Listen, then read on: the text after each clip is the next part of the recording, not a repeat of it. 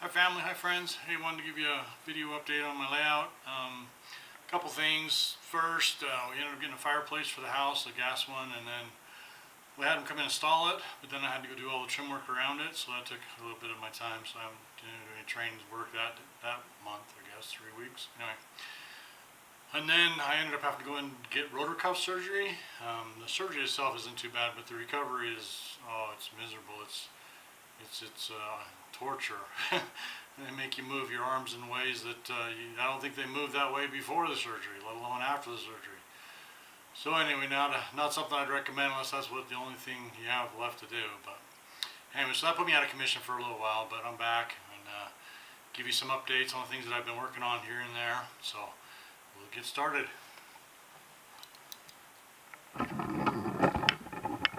So, if you've watched my channel for these videos for a while, you know that I've been struggling with this mountain for a year now, I guess. It's probably longer than a year, but anyway.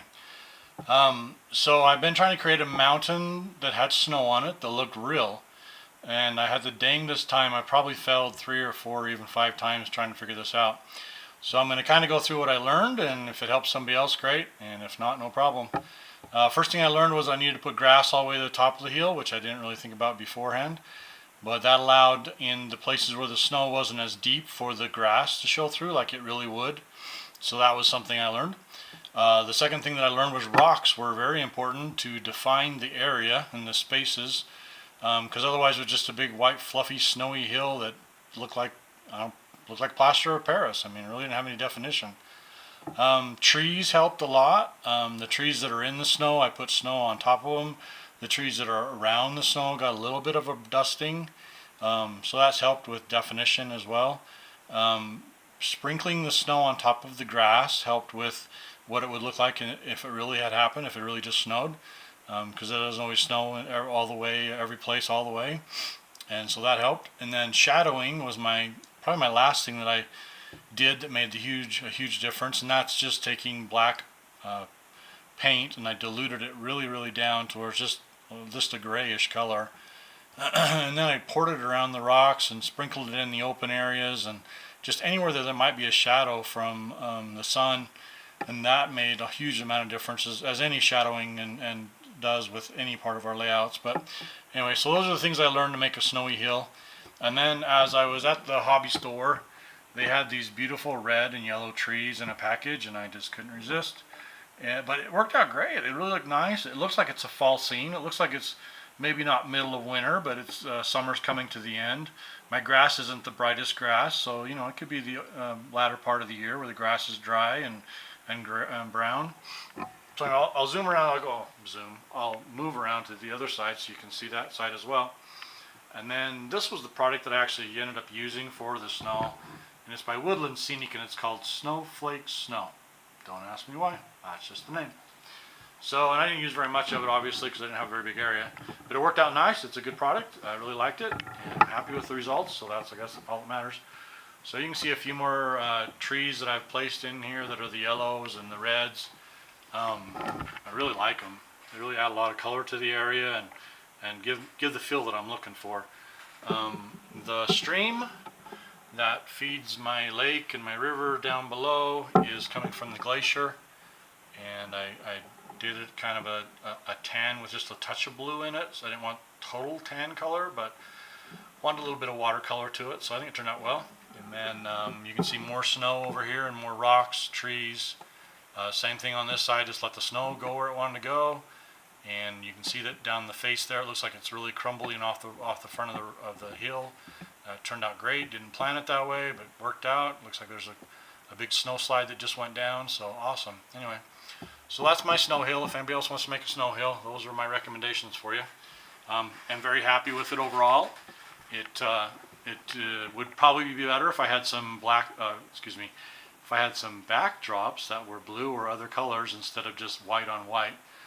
That would definitely make a difference, and it's on the list. It's just not on the top of the list.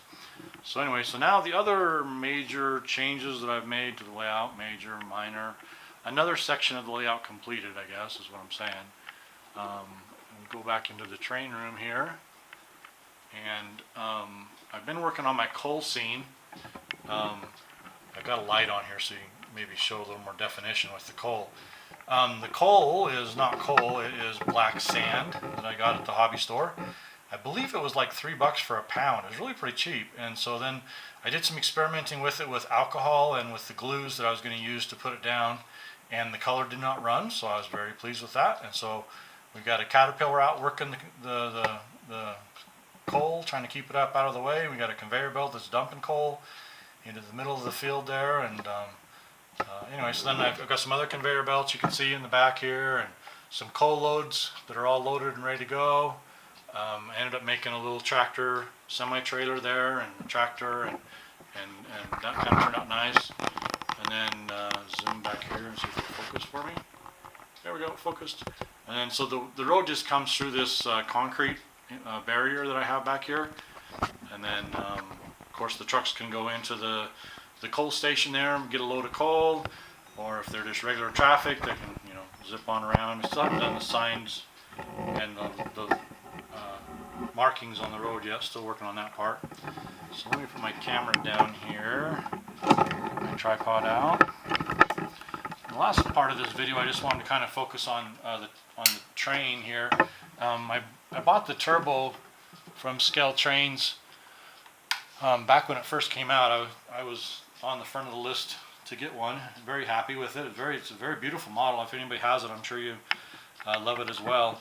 And anyway, but right from the very beginning, I had noise in the A unit, and I just assumed it was break-in stuff, so I just kept breaking it in and breaking it in and breaking it in, and just didn't ever go away. In fact, it caused issues with its movement. It would start to chug on me, or it would skip.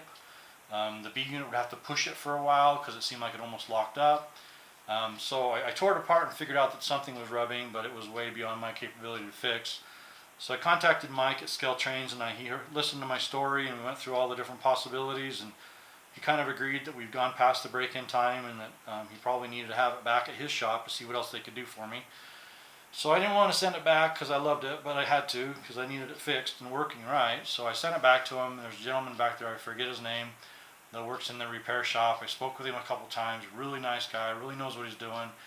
He cared about me as an individual, even though I put my money on the table 8 months before, and he had no really gain.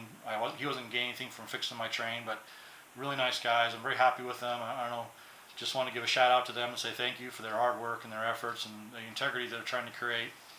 So anyway, then I couldn't resist while they had it. I asked them if they had the DCC soundboards, and they did.